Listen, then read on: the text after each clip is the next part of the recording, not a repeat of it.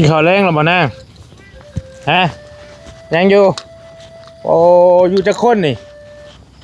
อยู่2 คนอ้าวพ่อแม่ไปใส่อีกแหละแม่ไปงานบุญกินทานไปกินทานกินทานไปบุญเอ้าใช่ไหมเนี่ยลูกนั่งเขามู่เขาเมาอยู่โอ้ย2 พี่น้องอยู่กัน2 คนบัดนี้โดยมียังกินแรงนะลูก คิดกินอะไรสิกินยังดีมาม่าปลากระป๋องเบิดเราบอกซุ้มอ้ายเอามาให้ปลากระป๋องยังปลากระป๋องย่างมีเด้ยังฮะมีกะยังมีกันย่างแต่ว่ามีเป็นป่องนะเบิดแล้วมีเป็นปองน้ำเบิดแล้วเอ้าแสดงว่ามากินตัวนั่นบอก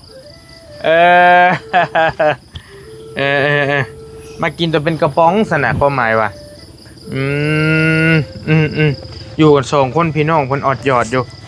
อยู่บรรยากาศดูหิมดอนพี่น้อยพ่อแม่ไปโม้บุญว่าซั่นบ่ย่านบ่นี่ลูกย่านอยู่ย่านหยังย่านผีย่านผี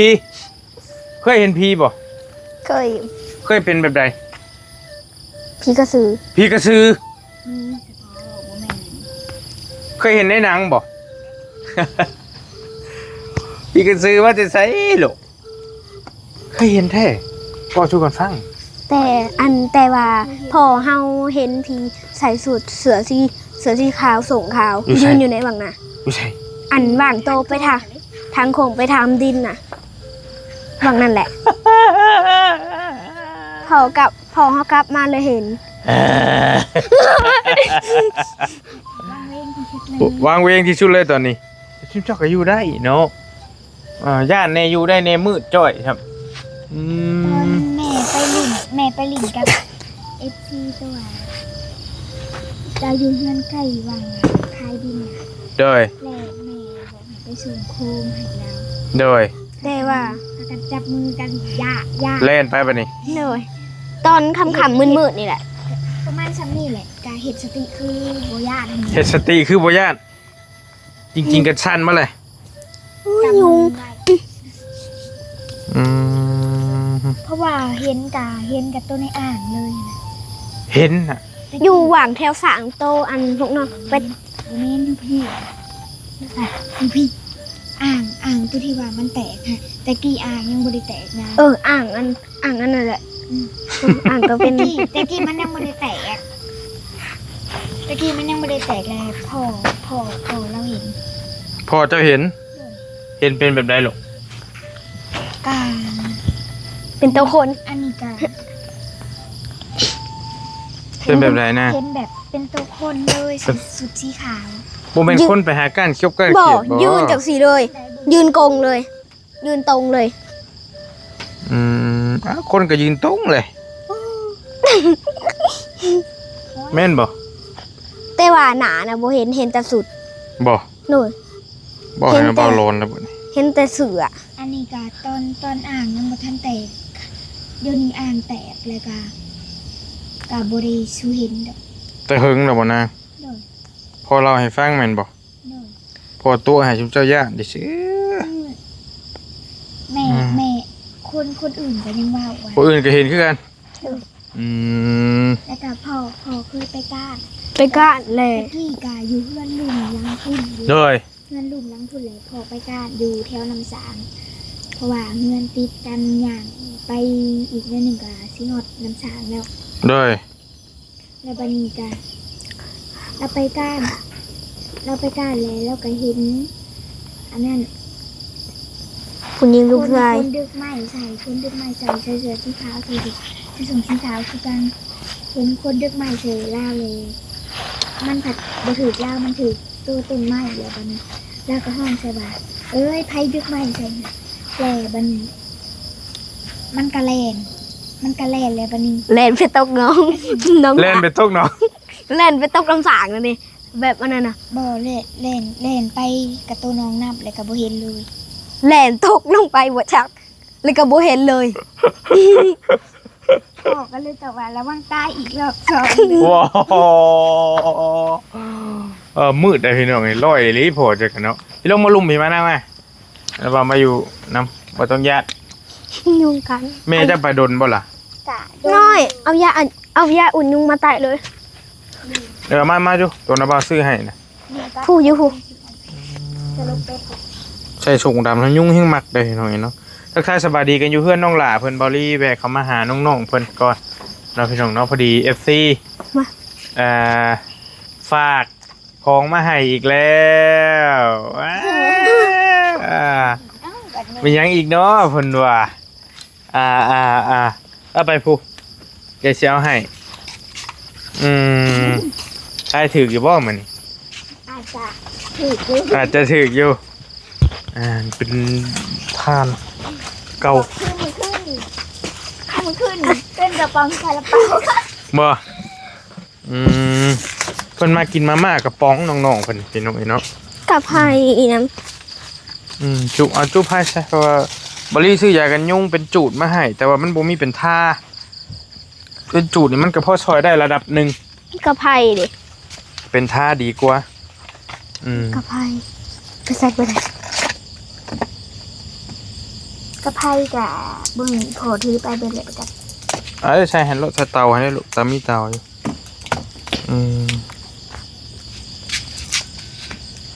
กระไพ่ตัวเจ้าหนึ่งเผาดิ ปะมันอยู่นะแต่มันไปมือเห็นฮะ เสร็จอีพอแล้วครับ จะคอยรู้ว่ายุงซะโอ้มันต้องเอาแนวท่าบอลลี่ก็ลืมแท้ลืมว่าเลยอันบ่ซื้อยากันยุงก็ได้ยังดีเท่าได้เท่าอันนี้มากมานี่ยาท่ามันก็บ่ค่อยมีไปเลยได้แต่บ้านเฮาก็ได้แต่ว่าก็แล้วแต่บางห้านดอกบางห้านก็มีอยู่ น้าออนหนึ่งอย่าหันมาแตกเนาะ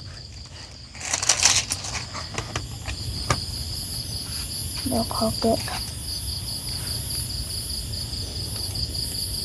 เขาบอกได้แก่นอนนะ แต่เกะแนวนี้เลยสิเกะแนวไรเจ้าค่ะ นี่กัน ใช่เป็นอยู่บ่เคยใช้อยู่ประจำอยู่หรอกเนาะ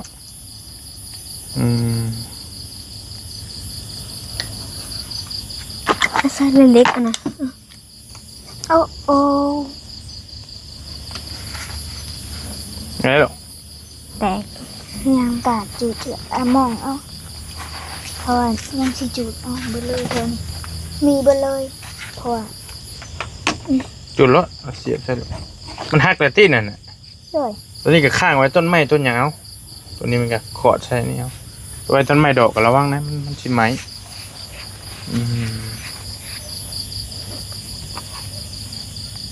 อยู่ป่าแล้วก็อยู่ชงพี่น้องครับ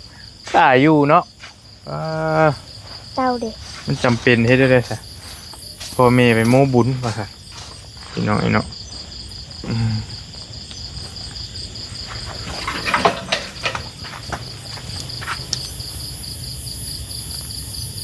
ดูดใช่ลูก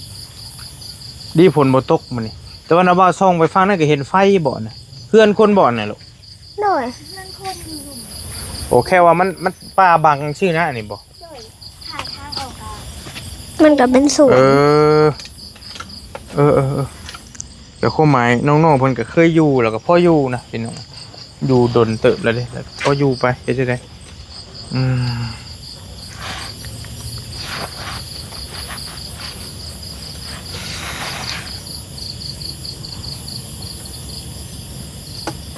มาจุดอยากกันยุ่งก่อนขึ้นมานั่งอยู่พี่ลูกผู้หนึงมานั่งคุยน้ำระบายว่าเจ้าหั่นแหละปะขึ้นมานั่งเทิงบ่าวสิลมน้ำจังหน่อยเมื่อป้าแล้วนะบ่าวก็ได้อยู่2คนเจ้าบ้านแซ่บบ่ซาลาเปาขึ้นนี่ลูก แซ่บ ใส่หยังแน่บ่ถึกบ่นะบ่าวใส่มาให้มีใส่หยังนี่ฮะ ใส่ช็อกโกแลตแล้วก็ แรก3เลยค่ะจะหมูบอก ใส่หมู ใส่หมู 1 อืมใส่อันเดียวน่ะลูกเตรียมมาป้าไว้ให้นะป้าพี่นี่อันนึงได้บ่เดี๋ยวนี้จะไปขอดมาอีกตัวมันขอด พี่จะ แซ่บอยู่ที่นั่งซาลาเปาเฮาเนาะ แซ่บ แซ่บโอ้ว่ากันนะบ้าวบ่ได้แวะมื้อนี้ ยาวๆมาเลย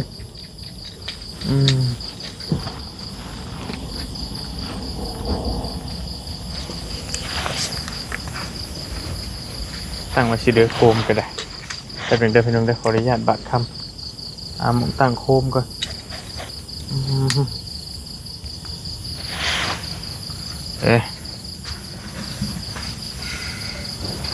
สิกินข้าวแรงกับยังสามมื้อนี้ลูก บ่ฮู้ ตั้งเบิ่งติกินมีกินยังไปหั่นแหละมีก็กินมีพริกกินพริกมีเกลือกินเกลือไปหั่นแหละเฮ็ดจะได้มีก็มีแล้วดิกินหลายก็เมื่อเบื่อกันแล้วมีกันเลยเนาะบ่เบื่อที่ตัวเป็นมีกล้องหันเบิดไว้ก่อนหมาบ่นี่ หน่อย โอ้ใครอยู่มีหมามันเห่าอยู่เนาะ หน่อย คนมาอยู่แล้วมันครบบ่ ครบ มันก็เอามาจะค่ายกับยักษ์แล่ไล่เขาอยู่แล้ว โยว่าปัตยานแต่ก็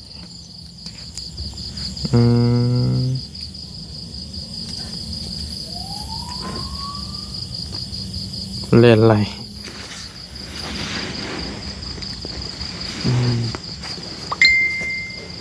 พี่น้องบรรยากาศอยู่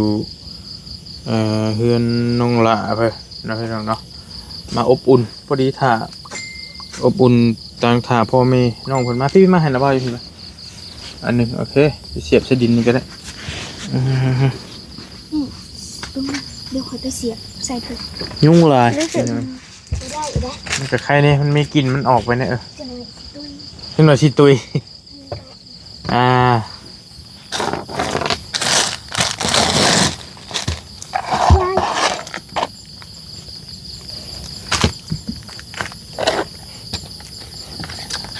ยุ่งกันละตุยบ่เดี๋ยวเอามานั่งพี่ลูกก่อน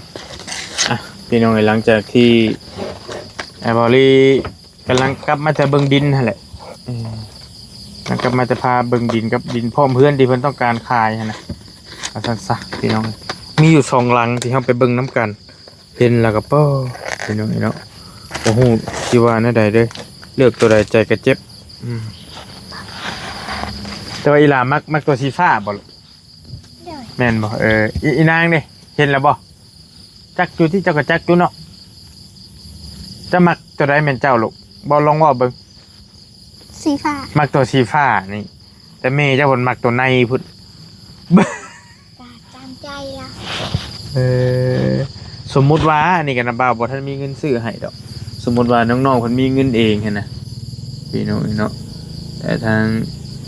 แม่เราว่าสิซื้อมาแล้วบ่ถ้าอยู่เพิ่นมาไวอยู่บางทีอย่าบ่าวเดินบ่าวเมื่อก่อนยังเจ้าญาจะจังค่อยว่ากันแนวใดก็ได้อยู่พี่เด้อแม่เด้อโอเคยันว่าหาหะนะล้มน้ำน้องหลาเพิ่นก่อน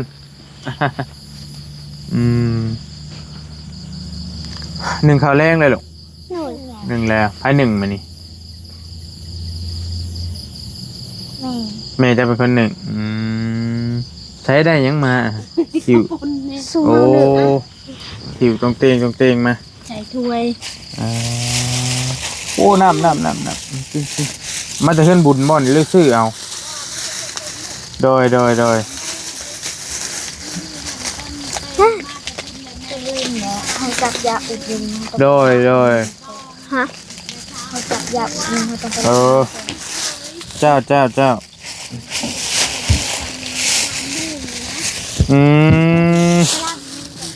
ล่างก่อนลูกล่างก่อนล่างก่อนก็ได้ไปกินเลยบ่ข้าวปุ้นทุกอย่างฮะโดได้อยากกันยุ่งอยู่ตู้ซื้อมาแล้วได้ตัวจุดนะเด้ธรรมดาอยู่ เดี๋ยวสิไปหาหนูว่าหน่ายก่อนว่าหน่าโมเวเวียกเลย โดยบ่เป็นยัง คนให้ไปผมอีกมืออื่น ผมไม่ได้ไปหากระเมาได้ไปข้ามไม่ออกคนไปนี่ โดย ไปบุญไป โดย หาเพิ่น โหแล้วพี่น้องเนาะก็เลยเชี่ยวออกไปอีกบัดนี้ติ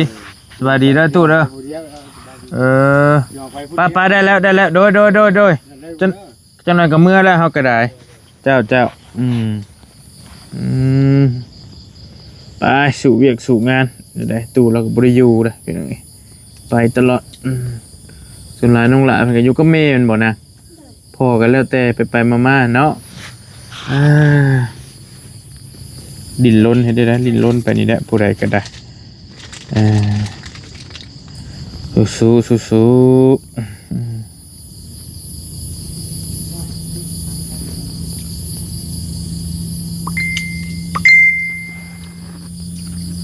กินขนมมาได้ใช่ฮะน้าบ่าวดูขนมน้าบ่าวอยู่รถถ้าลงมาให้สามีอยู่พวกมันยังอยู่ที่น้าบ่าวซื้อให้คืนนี่อย่าบอกว่าเบิด แม่เก็บเนี่ยแม่เป็นผู้เก็บเนี่ย เจ้าบ่ได้เบิ่งติ แค่กว่าเก็บแม่จะใส่ไว้ แล้วก็ให้กินพอประมาณหั่นแหละก็พอดีอันกินหลายเดี๋ยวเจ้าก็เป็นหวัดเป็นไข้เพราะว่าบางทีเพิ่นก็เป็นห่วงหั่นแหละดีแล้วแบ่งกินเท่าน้อยไอ้หลานน้องเอ็กซีโตอ่ะ ผู้พุ่นมาหาหั่นบ่ดีแล้วแบ่งนั่นกระบาบแล้วอยู่นั่นก็ได้ แบ่งให้ลูกแล้วนะ แม่น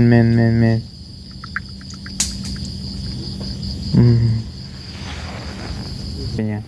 คิดว่ามาเมื่อนี้คิดว่ามาหลายคนว่าสิไปชื่ออันนั้นว่าสิไปชื่อลาบให้กระชอง โอ้ยบ่ยากบ่ยากบ่ยากดอกชุมเฮานะ เปล่านั่นเพราะว่าเมื่อกี้เวลาแม่ลูกสิไปแล้วสิไปช่วยกันพวกอัน นำทัวเพิ่นพาออกมานี่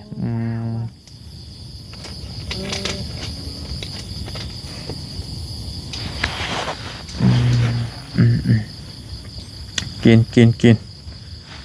หน่อยแม่คือมานั่งน้ำน่องก็ได้น้อยหนึงเอาสิลมน้ำน้อยหนึงแล้วเฮาก็สิออกคือมานั่งให้แม่เจ้านั่งน้อยหนึงลูกมาแล้วขึ้นมาแม่ขึ้นมาแล้วโอเค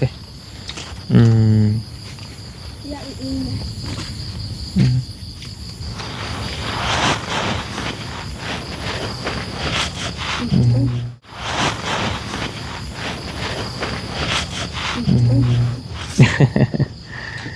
โอเค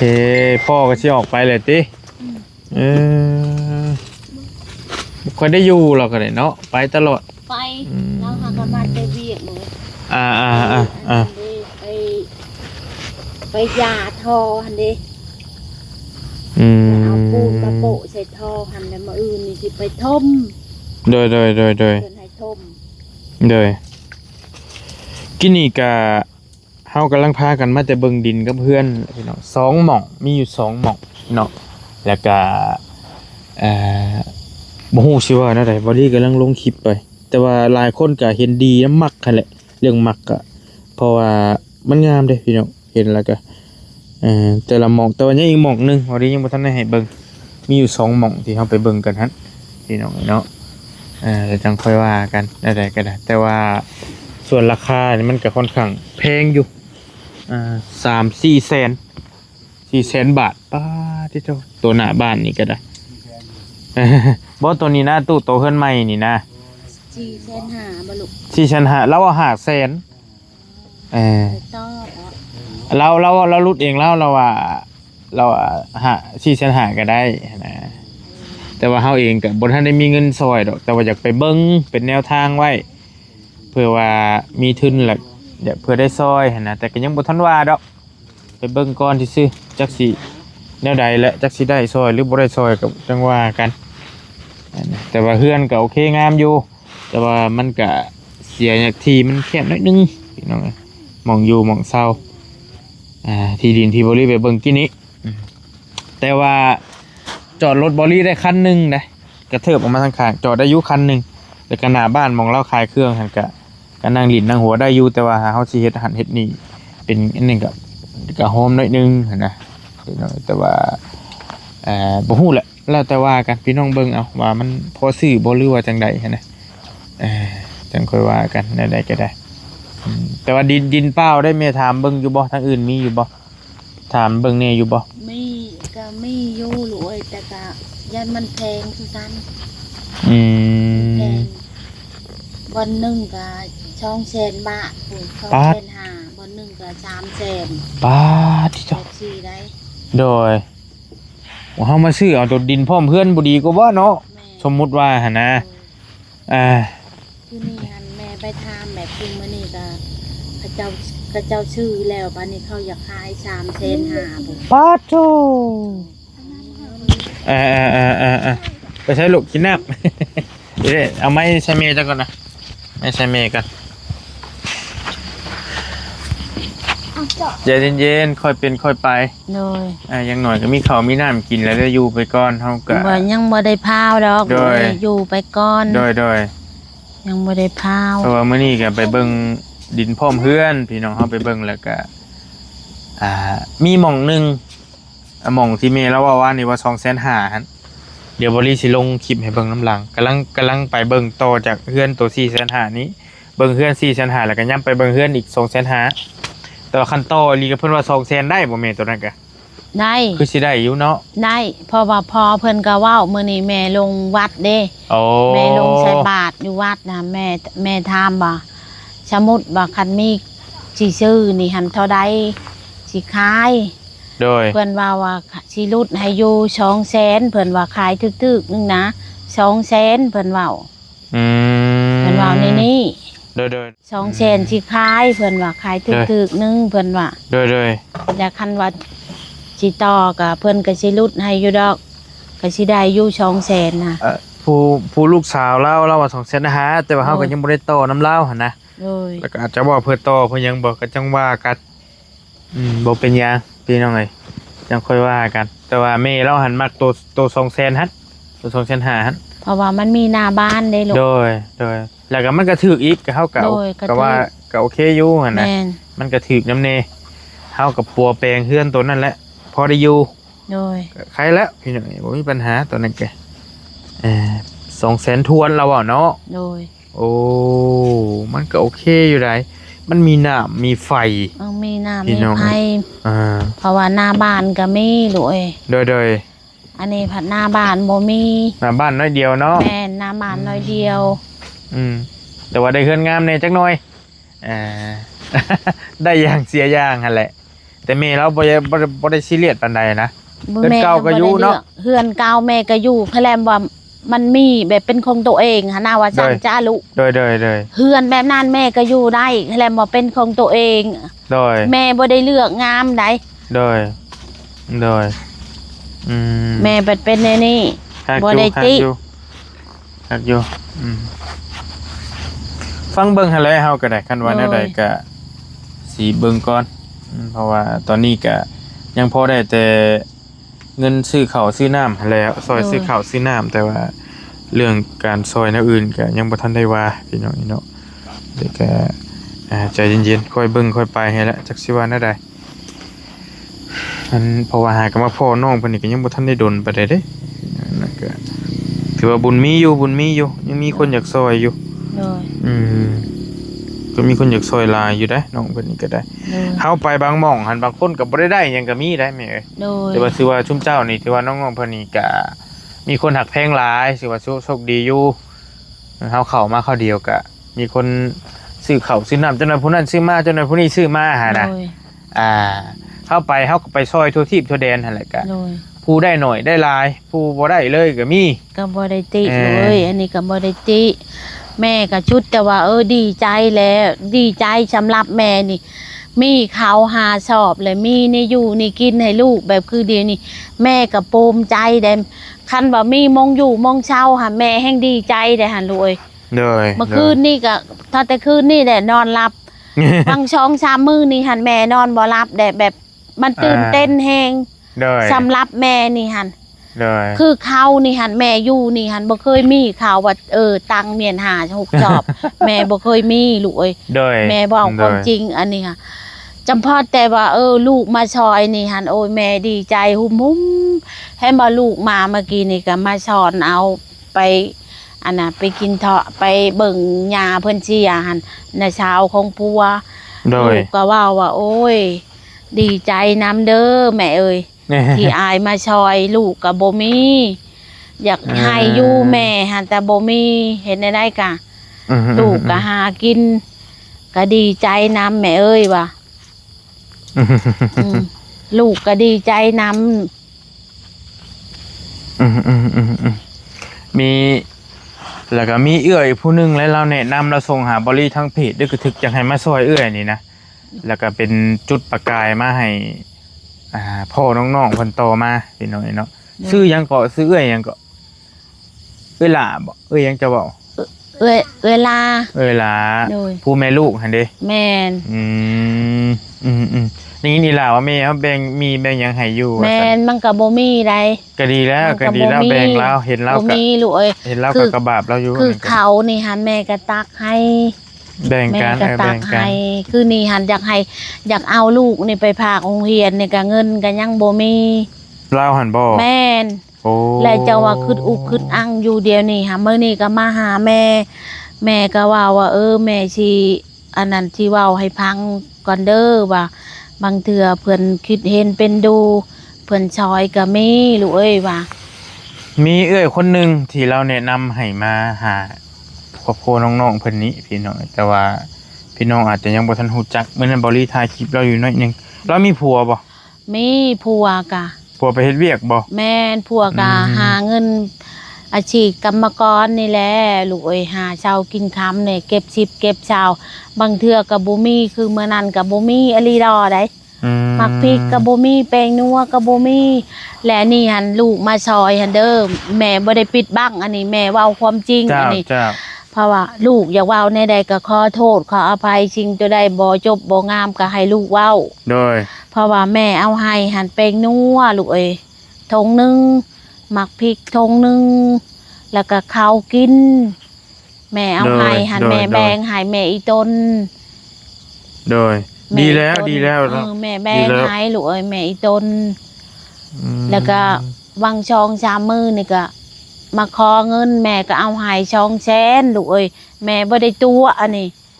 บ่มีเงินซื้อยาให้ลูกกินแม่ก็เลยให้ดีแล้วให้แลนมาเฮ็ดได้กันแม่ผัดตัดสินใจบ่ได้แม่ไปปัดออกบ่ได้ก็เฮาก็เห็นดีนำแล้วก็ยินดีเพราะว่าให้ช่วยเหลือแบ่งปันกันแห่งดีแหละเพราะว่าแม่ก็อีต้นแม่ดีแล้วอีต้นเดี๋ยวสิมีโอกาสสิแนะนำให้พี่น้องฮู้จักเราเองก็เฮือนเราบ่เฮ็ดบ่ทันแล้วนะแม่นเฮือนเราโอเคอันนั้นเราก็ยืมเงินได้ลูกเอ้ยเรายืมเงินธนาคารได้ไปเฮ็ดเฮือนหันได้แล้วบัดนี้หันชงยังบ่ทันได้เบิดเด้ยังอีก3ปีพุ่นใดเอ้าคอยทอกเดือนนึงหันบางเทื่อก็เจ้าของบ่ได้กินอดคันผัวหามาได้ล้านนึงก็ไปทอกธนาคารและบัดนี้หันปูนโตเทหันเทพื้นหันก็ดาวเอาได้ลูกเอ้ยเซ็นเอาได้ยังบ่ได้หมดได้โดยเพราะว่าคนอยู่นะหันน่ะเขาบ่ฮู้ว่ามันมี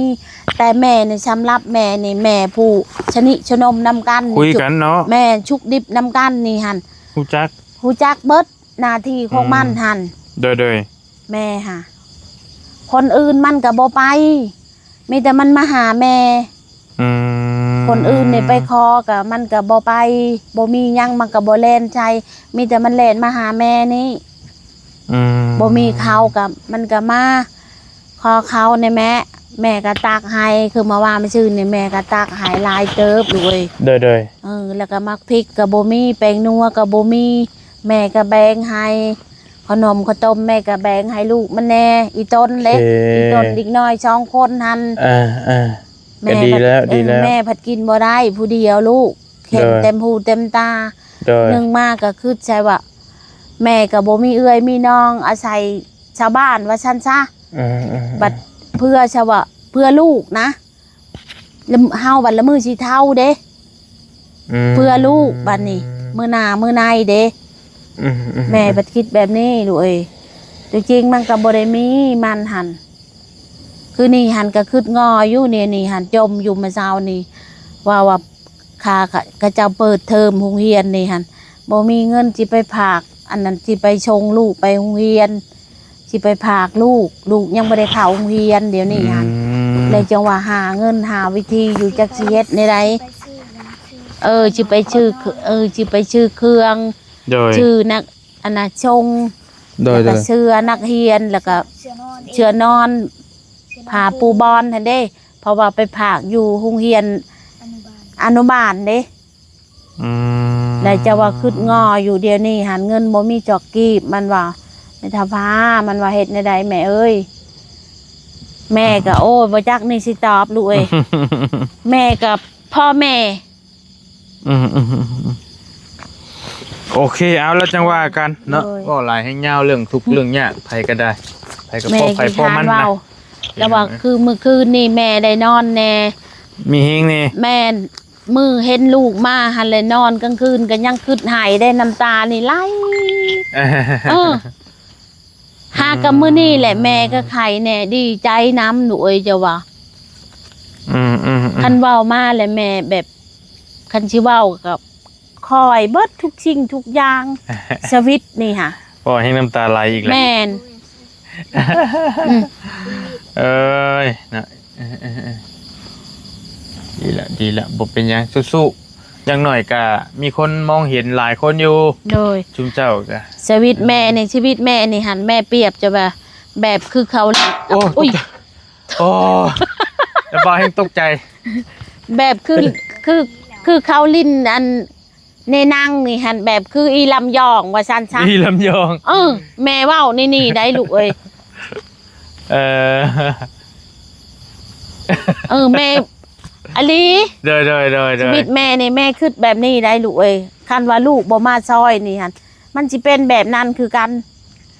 เป็นจังไดลำยองหลายลำบากบ่ได้ค่อยเบิ่ง แสดงเข่าอีจัง ลำบากคั่นแหละลูกเอ้ย ลำบาก แม่น อันนี้แล้วโอ้ยลูกมาซอยเลยแม่ละตื่นเต้นนะดีใจนำแค่บอลูกก็มาเมื่อกี้นี่ก็อวยพรให้โชคให้ลาบเด้ออายเอ้ยฮันมาอุดหนุนให้พ่อให้แม่มีกำลังใจหาเงินหาคำให้ร่ำให้รวยให้อยู่ดีมีแหงตลอดปลอดภัย โดยเอานั่นเฮาเว้าอีกหน่อยหนึงบัดนี้ได้ไหมเด้อ โดย พอดีเฮามามื้อนี้ก็พอดีมี FC เพิ่นฝากเงินมาให้ โดย ทางชุมเจ้าอีกฝากมาซอยน้องหล่าเพิ่นนี่แหละเพิ่นโอนเงินมา 1,000 บาทฝากช่วยเหลือน้องด้วยจาก FC จากจังหวัดนครพนมส่งมอบเงินให้น้องๆFC จากนครพนมตัวนี้อยู่นี่แหละธาตุพนมอยู่นครพนมเฮานี่แหละเพิ่นฝากเงินมาให้ 1,000 บาท โดย เด้อหลายๆเด้อแม่เด้อนบมือเอาน้ำเพิ่นลูกนบมือเอาเงินบาทให้เลยเด้อชุมเจ้าก็ไปเลขเอาบัดละก็ได้ มันเนี่ยนบแล้วก็อวยพรให้เพื่อนลูกอวยพร โอเคฟังแป๊บนึงนะบ่าวสิเว้าให้ฟังเด้อเอาเป็นว่าผู้ใหญ่ใจดีอยู่จังหวัดนครพนมกันแล้วกันได้ล่ะเด้อนบมืออวยพรให้เพิ่นแน่ลูก ขอบใจเด้อ ขอขอบใจให้ลูกให้หลาน ให้โชคให้มา โอเคว่าชุมเจ้าก็ได้โอเคโอเคอ่ะ อายุดีไม่แห้งอันเงินตัวพ่อใหญ่ใจบุญผากมา โดย ให้เงินหันไหลเข้ากระทงพ่อใหญ่ใจบุญคืน ปรารถนาสิ่งใดให้ได้สิ่งนั้น สมควรปรารถนาสาธุ โอเค ดีแกตั้งใจเฮียนเด้อนางเด้อจังใดก็ได้ โอ้ย ตั้งใจเฮียน อายบ่ได้กินข้าวซ้ำลูกคันมาตะเวนยังใครว่าไปซื้อลาบจี บ่ยากนะ แม่คิดอยู่มื้อนี้ว่าคันมาหลายคนเนี่ยแม่ว่าแม่มาข้าวเมียนหันจนครึ่งหม้อพุ่น บ่ บ่แม่นครึ่งหม้อเต็มเลย เต็มหม้อเลยคิดว่าใช่สิจองติ๊บนี่ว่าจะไปซื้อลาบจีนจาก3ชุด4ชุดนี่เลยสิให้ลูกนี่กินว่า ได้แล้วบ่เป็นหยัง เพราะว่าลูก โดย ก็เลยบอกว่าบ่มาก็อย่าแม่บ่อันนั้นก็อย่าเพราะว่าเฮาสิไปเวียกแล้วแม่เฮาพาวแล้ว โดย สิไปช่วยพวกน้ำท่วมหั่นว่า เจ้า ว่ะ อย่าแล้วรวยว่ะมื้อหน้าก่อนว่ะ แล้วจังว่ากันบ่ยากตัวนั้นบ่ยากสิได้เห็นกันเรื่อยอยู่ดอก โดย อยู่ดีมีแห้งนั่นแหละมันมืดแล้วเฮาก็สิเดินทางเมื่อป้าก่อนเด้อ โชคดี โชคดีเด้อนางเด้อ รวย สู้ๆอดทนอ้ายๆเพิ่นมาก็เว้าน้ำเพิ่นหั่นแล้วเด้อคืออ้ายบอกหั่นแหละบ่มีหยังดอกเพิ่นมาซอยซุมเจ้า โดย ก็อาจจะมาหลายคนแน่ก็บ่มีหยังเพราะว่าน้ำเพิ่นจบดีหั่นแหล้ว โดย บ่ม่วนเว้ายินเด้อนางเด้อ มีแฮง บ่ให้เว้าแนวมันบ่ดีแล้วใดมันดีก็เว้าเอาหั่นแหล้วสบายดีเด้อแม่เด้อน้องเด้อ สบายดีลูก เอ้ยโอเค อยู่ดีไม่แห้งลูกเอ้ย เด้อ หา เด้อ เงิน เด้อ หาคำให้มันได้จมกับผู้มาผาดนาได้ โดยโอเค